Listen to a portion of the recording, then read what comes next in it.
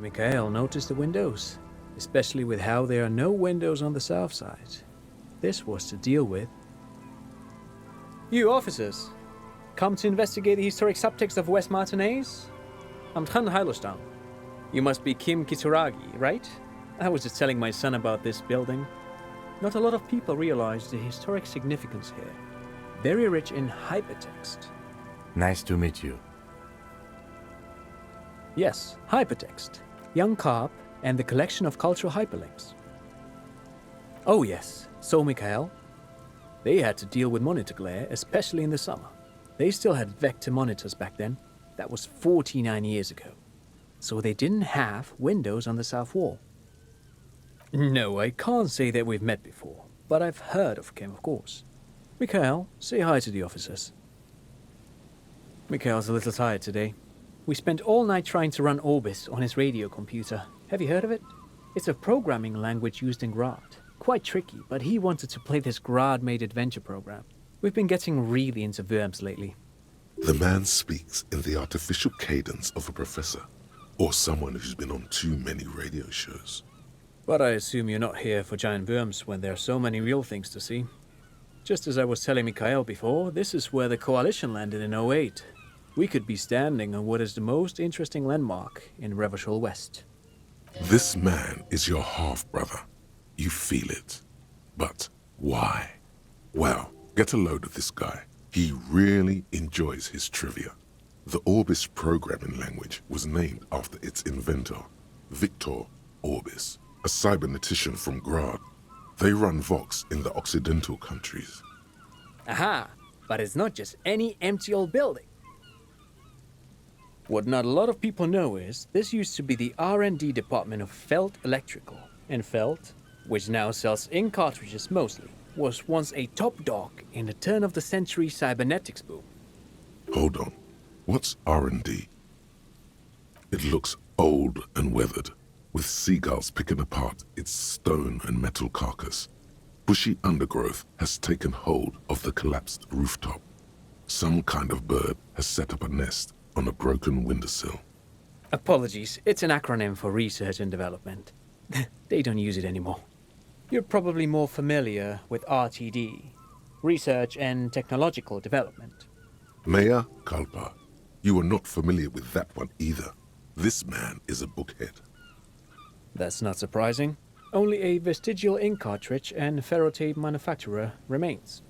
They started out as a midway electronics outfit in Königstein 2 centuries ago.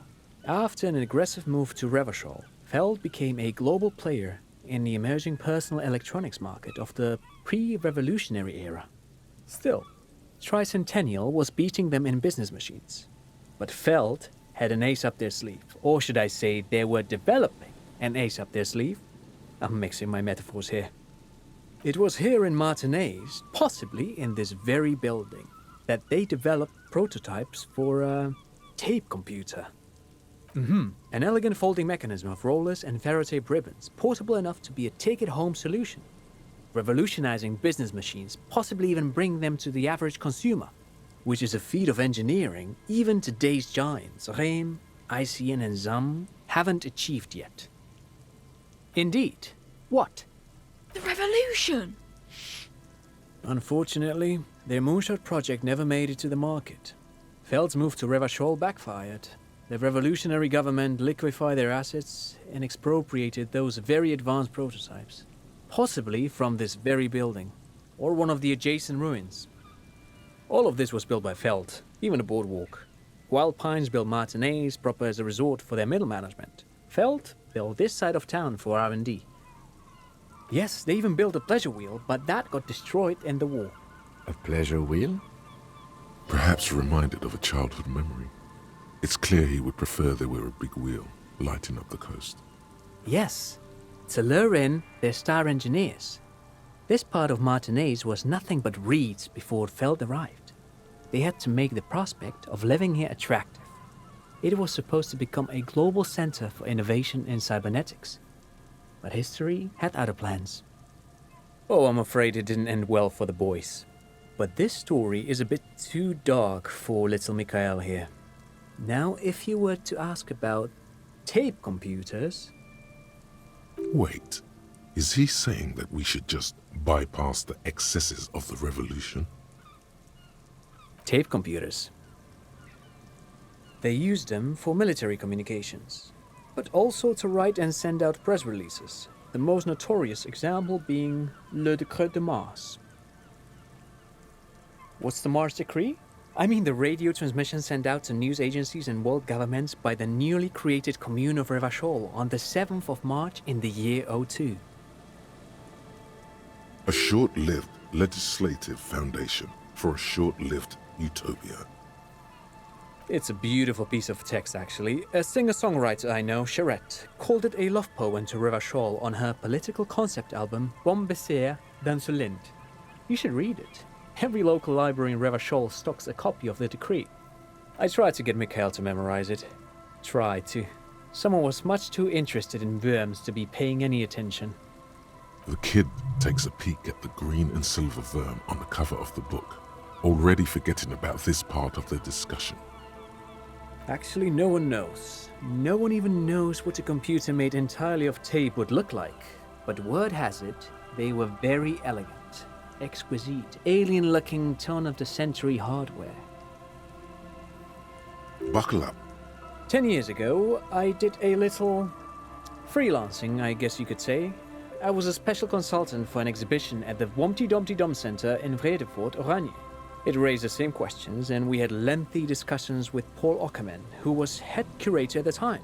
This was before the twins Keith and Guy Jews joined the team, trying to... Wait, did he just say Wumpty Dumpty Dum Center? He did it. He said Wumpty Dumpty Dum Center, like it's the most natural thing in the world. What the hell is a Wumpty Dumpty Dum Center? And who the hell are Keith and Guy Juiced? The Wumpty Dumpty Dum Center for Contemporary Art. The exhibition itself drew on Lagerman's notion of memory, and so there were some parallels. That's why the head curator, Paul Ockerman, chose to... In fact, I'm not. The Wumpty Dumpty Dum Center is a place you can visit if you're ever in Vredefort and are ever in the market for an exhibition space / contemporary art research center. But perhaps I should return to the tape computers. As I was saying, the device itself was very elegant, fragile even. One could write directly on the tape using a special chemical solution. The machine would then analyze the handwriting, perform operations, and project output onto a white screen. It was a beautiful, delicate thing. Made of black film and folding tape structures. Very, very cool.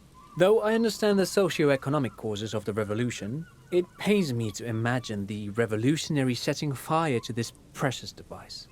But so they did. The felt playback experiment vanished into the fires of '07. Yes, the official name of the prototype. Some sources report it as the felt playback experience, but those are incorrect. Who knows? Maybe it was an accident, or maybe they didn't want the technology to end up in the wrong hands. Either way, they're all gone now. All 3 versions of the prototype. Nothing but debris and ashes remain inside that building. But of course, what else? I do have some money, yes, but that's not what's really important here. He's not gonna give you money. What are you doing? Clearly you were just profiling. No, I mean, come on. You need the money. If it's not a thing, he can give you some. Of course, Detective, I wouldn't have assumed anything else. Matter of fact, I don't know if you're familiar with this, but the Vespertine Department of Justice has published a rather interesting paper on the criminal profiling in former socialist states. Have you read it? If not, then you definitely should. If not for tips and tricks, then just for theoretical curiosity. Anyway, that's just a little something that sprang to mind. You were saying? No, thanks to you for having me and little Mikhail here to pick your brain. A very interesting conversation indeed. Pick your brain. If anything, this was rather one-sided. He did the talking. Whatever. You see, a once bright mural towering above you. The signage has peeled off over the years, but you can still make out Feld Electrical R&D. A slogan used to intertwine with the loops a long time ago. Now, only a shadow of peeled letters remains. It says, "Tomorrow is just a whisper away." Looks like tomorrow never came. The remaining windows rattle from a strong gust of wind. They're covered in a thick layer of grime. They must have been like this for 40 years. Dripping water falls from a high place. All you can see is the shadow of a collapsing staircase. There's rust and corrosion on the bars. They're foaming with it. And a small layer of white salt from the sea. No, I won't even try. You know, I had a partner once. They called him Eyes, because he had to show me things. It's that bad. This partner of his, Eyes, things didn't end well. It saddens him to say his name.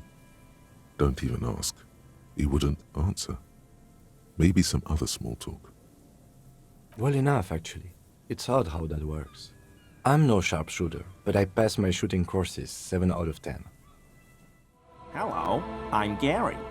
How do you do, officer? Yellow man. I mean, officer. The lieutenant raises his eyebrows slightly and takes out his notebook. Yellow man. Interesting. This is something to ask him about, after a little probing first. I'm just waiting for my friend Morel to finish up with his insect traps so we can return to civilization. I like nature, just not this bloody coast. It's mostly drunks and degenerates that come here. Degenerates? This man respects authority too much. To see the truth inscribed upon thine own visage. Pretend thou art a paragon of virtue. Oh, I've been tempted. But someone has to stay strong for Revocol. He pronounces Revocol with a hard K, unlike other people. Serious question time. This man is no innocent. No one is. I like to pronounce it the hard way. The old way. The Vespertine way.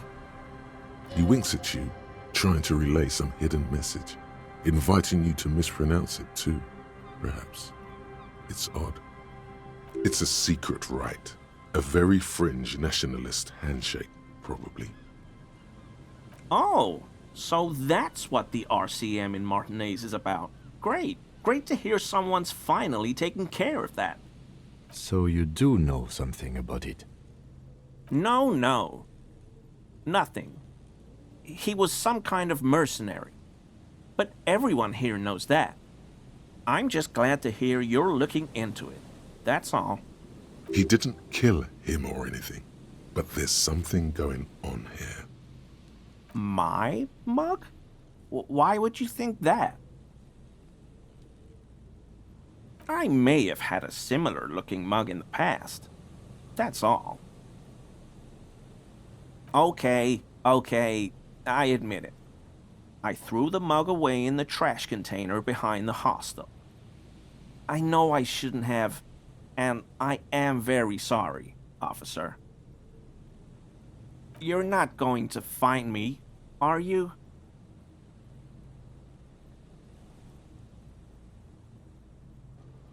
Okay, I deserve that. And I won't do it again. You have my word. I don't know what got into me. Stuffing my garbage in another man's property, I've been having trouble at work lately.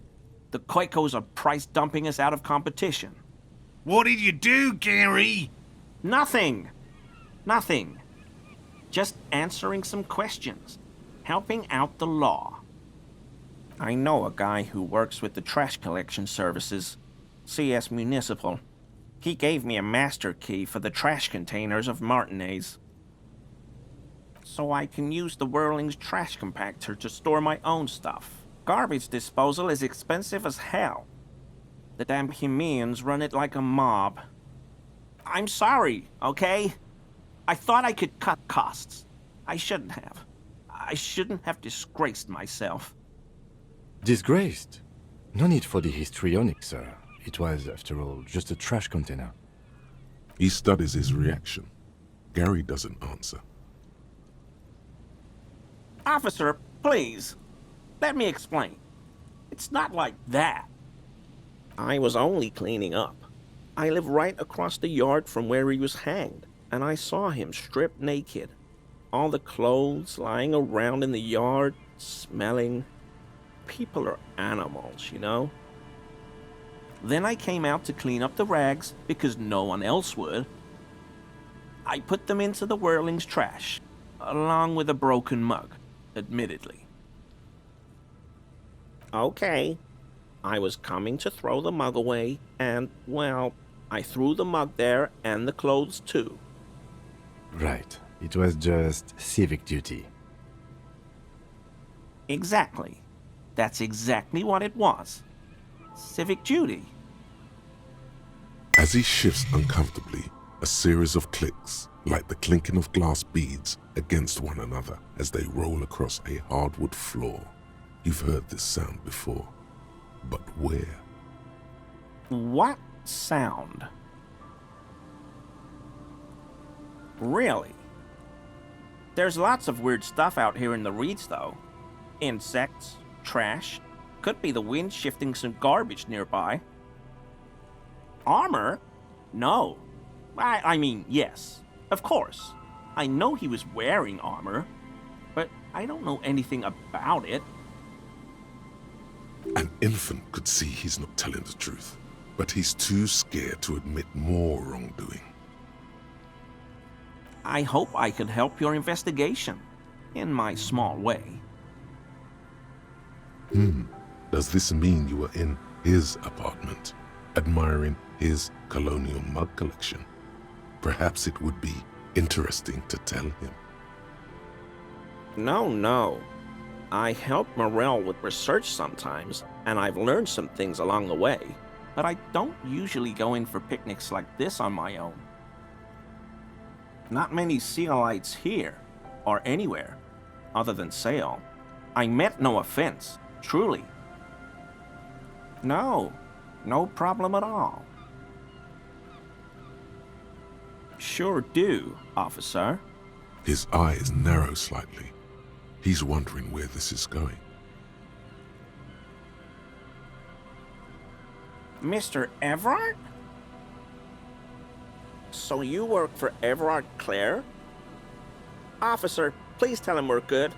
No, tell him I'll make it up to him. What have I done? He'll send the muscle after me. Whatever it is, tell him I'm silent as the grave. I was probably talking too loud in the whirling the other night about some theories. I won't do it again. If there's anything I can do to assist you, or the Union, just ask, okay? I'll try to help if I can. This scared him proper.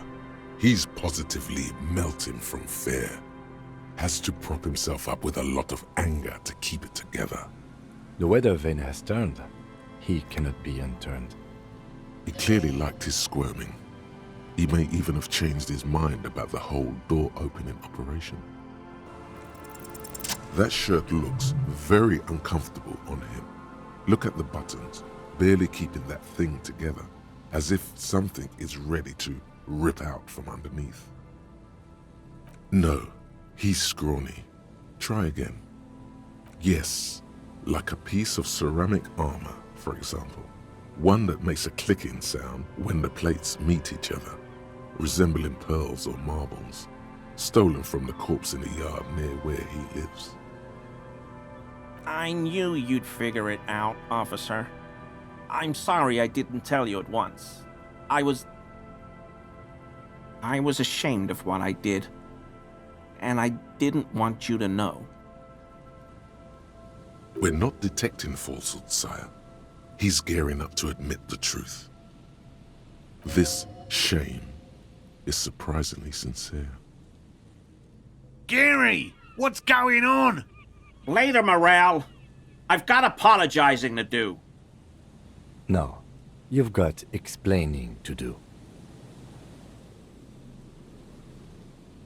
Everyone was picking those pieces off him, and I was watching them do it. and they'd scattered his clothes all over the yard. Everything was smelling. So I went there to take out the trash and started cleaning up. All those rags on the ground, him swinging up there, and I had a lapse of honor, sir. I thought, he's a foreigner. They all say he wasn't from here. Only the cuirass was left, so I stripped it off him. It was early in the morning. No one saw me. I took it with me. It was a mistake. Had I known it'd give you guys trouble, I wouldn't have... Fuck. We're detecting sincere contrition here, sire. He's not trying to flatter anyone. It's okay. It was a loose end, and you are tying it up now. I'm so fucking sorry I called you Yellow Man. CLI officers commanded the suzerain's navy. Most of them sided with the king when... They were thoroughly conservative men, he realizes suddenly. It's difficult to say what the lieutenant thinks of this historic apology. His face does not belie emotions. Because I was weak. I should have told you the moment I saw you. But The hell, Gary? You in trouble? I'll explain later. He sighs again, hangs his head, and unbuttons his shirt fully. A cuirass that matches the dead man's boots comes into view. Soon it is in your hands, smelling of his sweat. But so light to hold, like a bag of cotton. I always thought it was the Union, but I sure as hell won't go around saying that anymore. You have my word. This is all he knows. Yes, absolutely. I will never do anything like this again. I won't mess with Mr. Clare either. You have my word. Here we go. Nice and easy. No way out, little guys. Not out of this jam. There's a cylinder on the ground in which the man is arranging some netting. It looks like some kind of trap. He notices you. Who's there? Oh, the police. Hello, officers. To what do I owe the pleasure? That's sarcasm. He takes no pleasure from your appearance.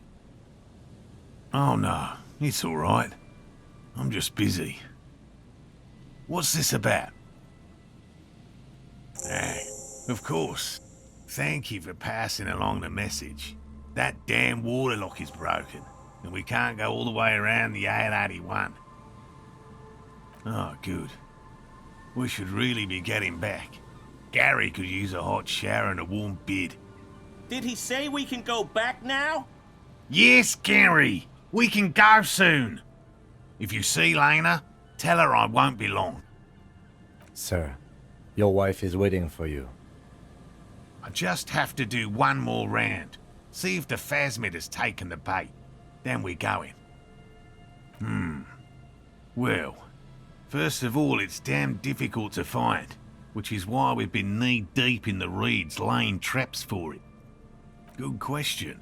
Being a phasmid of the order Phantasmodea, a ghost insect, it disguises itself as plant matter. In this case, the reeds. Awful lot of reeds around, aren't there? And I suspect it may have also developed other specialised techniques to protect itself from predators, or scientists, in our present case. It's my hypothesis that it has evolved certain electrochemical defences that allow it to interfere with animal perception, impeding pattern recognition, confusing the visual cortex. But I cannot describe how these defences work, much less how they evolved, without studying a live specimen. Yes, it makes perfect sense. You're beginning to suspect there's something paranatural about this phasmid. I'm expecting it to be quite giant. One known species of phasmid, called the Megaphasmodea zoensis, is about the size of a grown man's forearm. So, Seems puny, to be honest. typical rookie assumption. Insects are much more sophisticated creatures than those unversed in zoology give them credit for. Even simply catching a glimpse of the Insulindian phasmid would be the apex of of any cryptozoologist's career. But to study it and its defences, find out how it stayed hidden so long. Very little, I'm sorry to say. No one's ever captured a specimen, so all our information is based on first and third-hand accounts. Not yet. That's what makes it a cryptid. Just out of curiosity, if there's no proof of its existence, how do you know it's real? I know it's real. It's clear that his obsession with the phasmid is driven by something more than the pure pursuit of scientific advancement. By which I mean, I've heard enough first-hand accounts to believe quite firmly that the Insulindian phasmid is more than mere superstition. Yes, the most recent sighting was by a couple of teenagers along the coast here. That's what brought us to Martinez specifically. It's the first credible sighting in several decades. Admittedly, it's an unusual location for this species, but with all the sewage runoff upstream, it probably doesn't matter much anymore. I have to resist the thought such an extraordinary creature is doubtlessly highly resilient. After all, it's generally thought to be capable of parthenogenesis. He means asexual reproduction. The females of the species don't need to mate to produce viable eggs. This makes it easier for a species with a small population to survive. Yes, the Insulindian phasmid is a very clever insect. That's why it's so damn difficult to catch. But as a scientist, I'll try my best to remain dispassionate. Well, they may not look impressive, but Lena designed them quite cleverly, so I'm sure they'll do the trick. Yes. Simple. Attracted by the locusts, the phasmid crawls down the funnel and, having eaten its fill, can get back out. At least, that's the intention. The net isn't a perfect solution, but we didn't want to use anything that might damage the specimen's delicate exoskeleton. Locusts. Nearly all known phasmids are herbivores, of course. But we've hypothesized that the Insulindian phasmid might occasionally prey on other insects. Inside the traps, a number of locusts crawl and tumble over one another in a tiny, chittering swarm. A meat-eating stick insect? Does it pretend to be the reeds as part of its ambush behavior? This seems unlikely. Thank you for your opinion. We have also included plant material in the traps to satiate your skepticism. Not a big fan of skepticism, this one. They'll work, I assure you. The predatory hypothesis, using locusts as bait, accounts for the failure of previous efforts by other teams, which use plants. We have given this some thought. The traps do seem to be deftly and thoughtfully constructed. It's clear the cryptozoologist's wife knows what she's doing. Yes. What? And I'm eager to return to her, I assure you. But I can't leave before we finish with these traps. My wife understands that just as well as anyone. Come on, Morale. We've been soaking out here for days. It's time to go back. And leave the traps? Absolutely not. I won't let Lena down. Come on, she wants us back. I'm soaked up to my nuts over here. We'll both catch reed crabs if we don't dry out soon. Won't let Lena down? Sounds like the cryptozoologist's wife shares a special connection to the Phasmid somehow. Of course it's important to her. She's seen it. A verified sighting, on record. One of only 4 this century, and it's hers.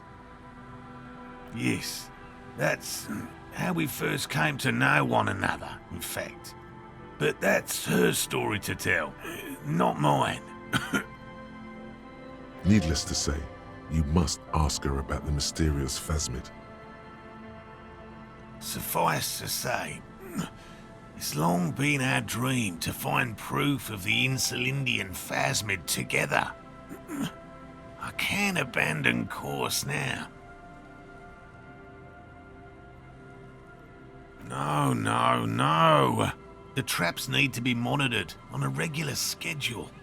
What would we do if the Phasmid were to starve while we were sipping tea at the hostel? I could go for some trap setting. I didn't expect you to take such an interest in our work here, officer. Yes, indeed.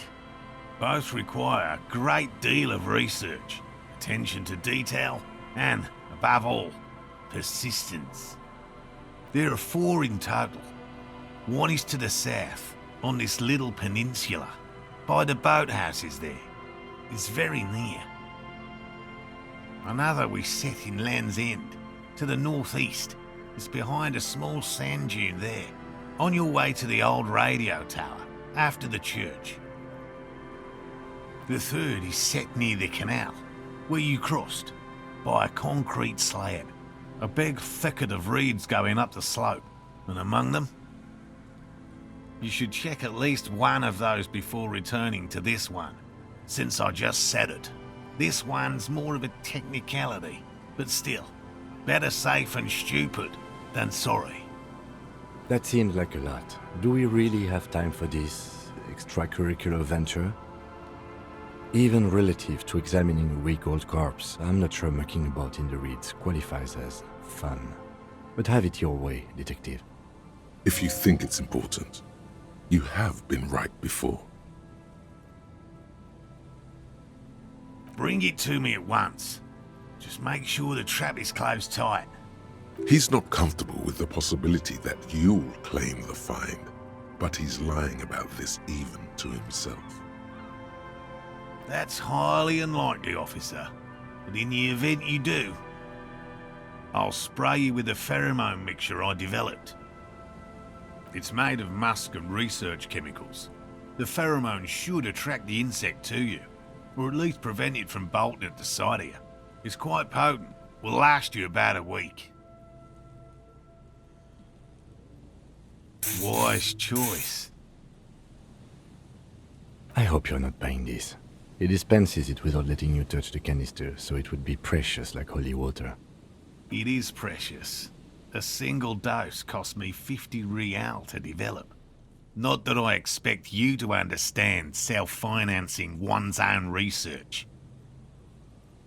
Right, which means you two can pack up and go back to the whirling. Whatever he thinks about this detour, it's clear that these men are exhausted and in need of assistance. Finally, someone's talking sense. Thank you for your help. Gary and I will start breaking down camp. If you have any more questions, now's the time to ask. We'll be gone once you get to it. If it's more cryptid-related business you want to discuss, you'll have time for that later too. But what if the information is vital? On the hunt.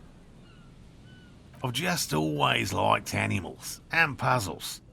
Searching for cryptids is a bit of both. He seems reluctant to talk about himself, but he'll open up, if you prod a little. It's not child's play, just because I have to traipse through the mud every so often.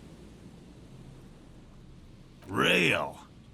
I know you think one is a respectable profession, while the other is superstition. Everyone does. My methods are the same as those of other scientists. I simply draw upon a wider variety of evidence and I have more hope that something truly surprising might happen. No, as I said, I have yet to catch a cryptid, although I have come close. Close enough to keep trying. Interesting. Something for later, this close call. Everything from forgotten regional lore to newspaper accounts, like the one that brought us here, to look for the phasmid. I keep a very open mind. He's interested in things that people believe that scientists don't. Most establishment scientists only care about reputation and remuneration, not real research, and certainly not the truth. They're a cowardly lot, and both the field and basement archives can be dangerous places. No, very few cryptids are ever discovered, and not for a lack of trying. To stay hidden is a cryptid's primary quality. It's even in the name, cryptid. Of the list of cryptids kept by the Cryptozoological Society of Chemney, which is 4,082 items long, about 2,000 have been confirmed as hoaxes. 2 are categorized as confirmed discoveries. The rest are in differing stages of discovery, refutation, and data collection. Yes, the Chateauquan forest pygmy, who turned out to be an extinct species of primate, and a cave salamander from Yugograd, who is, honestly, quite unremarkable. It's in a zoo somewhere.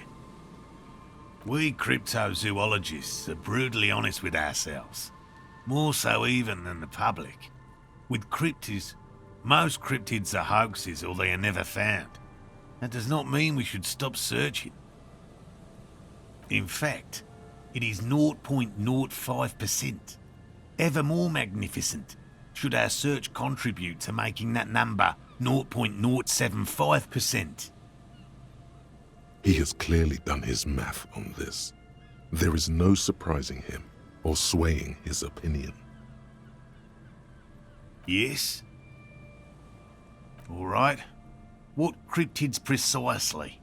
I usually discuss these things with specialists, so I don't know what. We would have to discuss. He wants to say, but decides against it, since you've offered to help. You need to ask him about specific cryptids. Cryptids you've heard about from Lena or his friend Gary. He won't just talk. Formerly the most dangerous, yes. But do you know the most dangerous living cryptid? He doesn't want to make it feel like you knowing it is some big deal. The most dangerous cryptid is a carnivorous ruminant, known colloquially as the dread moose. Yes, the dread moose subsists entirely on flesh. It has even been known to dig up fresh graves in search of sustenance. Human remains have been found deep in the forest, torn apart, then trampled into the mulch by large hooves. Infer from that what you will. Just like an ordinary Arden moose. You can't. That's what makes it so dreadful and hard to identify. A moose that looks like any other moose. What's going on here? He's kidding, right? The bodies found in the forest are just one piece of physical evidence. There's more. The recent surge in the moose population has hidden carnivores. The dread moose are effectively removing competition for both themselves and their evolutionary cousins. Moose are already being hunted for sport. Can you imagine what would happen if they came to be viewed as predators? The carnivorous moose are a very young species, the result of a genetic mutation that fared well in the process of natural selection. It makes sense that such a majestic animal with natural weapons, antlers, would come to rule the forest. The only strange thing is that it took so long. One slaughterhouse at the outskirts of the woods in Vasa reported that its staff kept seeing moose in the distance. The moose would just stare at the building, as though they were waiting for something, its eyes bloodshot and full of cruelty. And that's not all.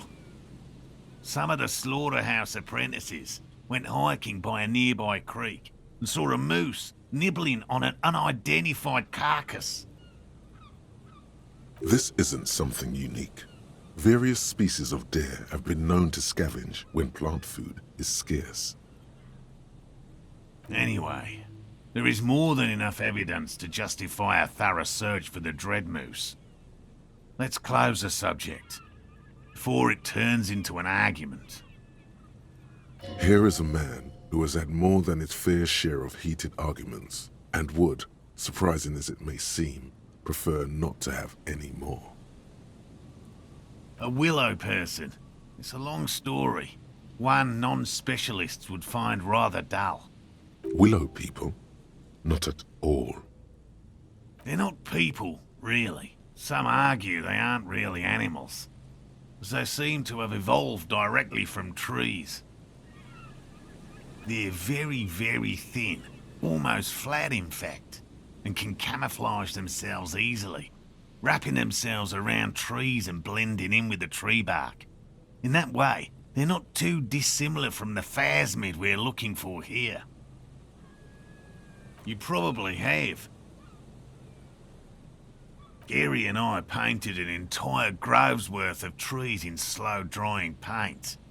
It was a bright lavender colour. I was hoping one of the willow people would get paint on it and not be able to camouflage itself. After waiting in hiding for hours, I saw a figure slip from one of the trees, a lavender shadow dashing through the grove. I chased it with a net. Not very elegant. You can't be elegant in the field. And, well, it was faster than me. A lavender shadow. I know you think we were snacking on funny mushrooms. It's easier to mock someone and to admit that the world might be more interesting than you've imagined. Furthermore, I'm not saying it was a confirmed sighting. I'm painfully aware of what goes into verifying such things. There is a serious possibility that I saw a squirrel or a trick of the light. I am my own harshest critic. He makes it a real point here to sound falsifiable. Confirmed. It's 100% verified and meets all the standards of an authentic cryptid sighting. No offense, officer, but I'm not much of a pedagogue. I don't know what I would have done if Lena hadn't persuaded me to go back to field research. You should ask her if you want interesting stories. Me? I'm not a people person, unless you haven't noticed. And I don't make a good lecturer. My strength lies in field work and persistence. By all means. Hell no. I had no idea. And I'm still cross with him, to be honest. It's not like him. He's got his quirks, but dishonesty, disloyalty are not one of them. Thanks. He's still glad his friend stood up for him. That patch of reeds over there, it's a great place to hide something. Kind of out of the way, being so close to the water. You don't have a reason to. Yet. Nothing. Just a hunch. The hunch passes, leaving you there, by the old boy bobbing in the water. Time to go. There's a trap in the reeds at your feet. Looks like the same one you saw Morel set before. Same mesh, same wiring. Behind you, the ruins of a residential building rise over the reeds, shielding them from the wind. The reeds rustle confidently. Locusts are crawling around in the trap, confused but uneaten. You see no carnivorous reed phasmid gorging on them. Big surprise. Anyway, one down. 3 to go. No, you weren't. A scattering of bullet holes is spread across the cracked wall, reaching from one corner to the other. Correct. The density of the bullet holes is unusual, even in a general average bullet hole frequency in Martinez sense. Grim affairs. Meaning, this is a lot of bullet holes. Looks like fully automatic rifle fire. Something you don't see these days. The manufacturing and sale of automatic rifles was curtailed after the revolution. The destructive power of such tools proved to be too much. We do need to retain some humanity in this world. A row of ghostly shades stand facing the wall. There are many of them, a dozen at least, their heads lowered and eyes blindfolded. It's quiet. No sound, no movement. 10 meters away, other shades are lined up in an orderly manner, automatic rifles primed. A gust of wind blows by. The coats of the firing squad flap slowly in the breeze. A single person stands on the side. A long time has passed since the moment of this fusillading. Rain and brine have since washed all the blood away. Not a trace remains. The abundance of bullet holes leads to two options. Either an inordinate amount of executions were performed here, or they did not use a conscience round, where only one soldier has the loaded rifle. Looks like this was a mass execution with everyone fully armed. A host of men, probably in everyday clothes, ragged from the conflict and covered in dust. They were not sitting, a common practice for executions in some nations, as demonstrated by the height level of the bullet holes. They stand, facing the wall. It's impossible to discern any details about their personality or background. Ordinary people, familiar, each and every one of them. Collateral damage on the path toward normalcy and progress. Such is your belief, officer. Maybe you should change it. They were praying, screaming. 7 men in combat uniforms and dark coats, holding automatic rifles aimed at the people. Soldiers from some side, but from which one? Men of duty, dark duty. In all truth, violence offers no answer. It's only the last available resort when all mediation fails, and here, all did fail. The commandant, the one who gives the order, machine gun fire crackling through the air, the lights of the muzzle flashes dancing on his face. I don't know. I don't know who died here, lined up beside that horrible wall. It could have been any of the parties involved in the revolution. Perhaps the ones executed here were the loyalist conservatives, killed by the communists at the start of the Civil War. Or it could have been the communists, put to death during the last stretch of the conflict by the coalition forces. Remember what Trent Heidelstein said about Veld? Another likely scenario. Or maybe...